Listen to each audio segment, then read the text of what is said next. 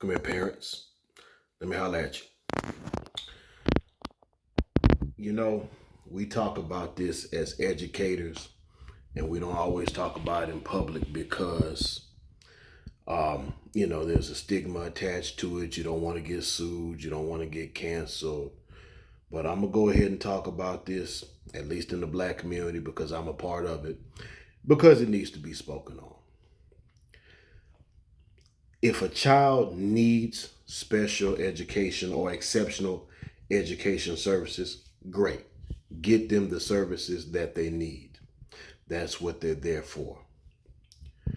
But as society changes, as the economic situation in America worsens, we see more fraudulent activity and things that people are doing to try to get by and get over. Now, I'm not judging anybody. I don't know you. I'm not saying any names. I'm just calling it straight down the line. And there's a reason that fraud laws and things of that nature exist. If your child does not need accommodations, please don't be one of allegedly there are people who may stretch the system and misuse the system.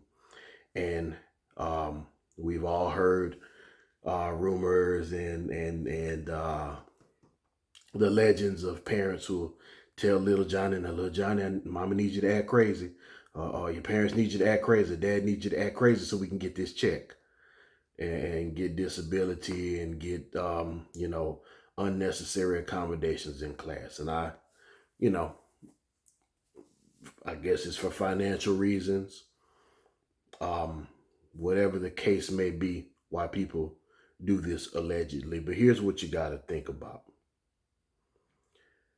that child ain't gonna get any accommodation. First of all, you're letting that child get an easier path through school based on accommodations that they don't need. So you're taking a normal functioning child and basically instructing them to not function normally. And it's not like they can just turn the switch off later on in life. They're not going to get accommodations on their. Actually, you can get some accommodations on jobs. Um, I knew one lady who got something for like a back injury, and she worked for the state of Louisiana, and they provided her a different chair. There are some things to address real handicaps, but if a person is acting and putting on playing some type of role to try to portray some type of disability for some type of advantage in school, that may not happen in real life. Or you may have indeed taken a child that was normal functioning, and now they've done the act for so long that they know how to be disabled for their whole life. But either way, you've put a cap on this person, this child who eventually will become an adult. You're putting a cap on their future. You're putting a cap on their potential to take care of themselves and their loved ones, and it creates a bad cycle. And chances are it's probably going to be a cycle of poverty and dysfunction. And why?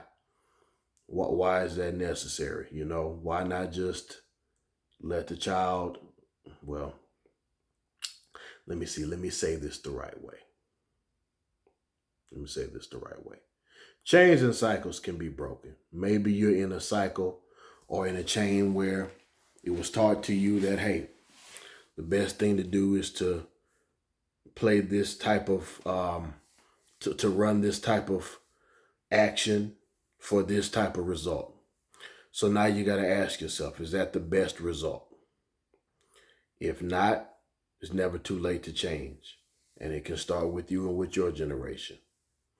If you've been fed this type of programming where you're being encouraged to act like you're disabled and act like you're not normal functioning, I'm going to pray and advise you to break that cycle.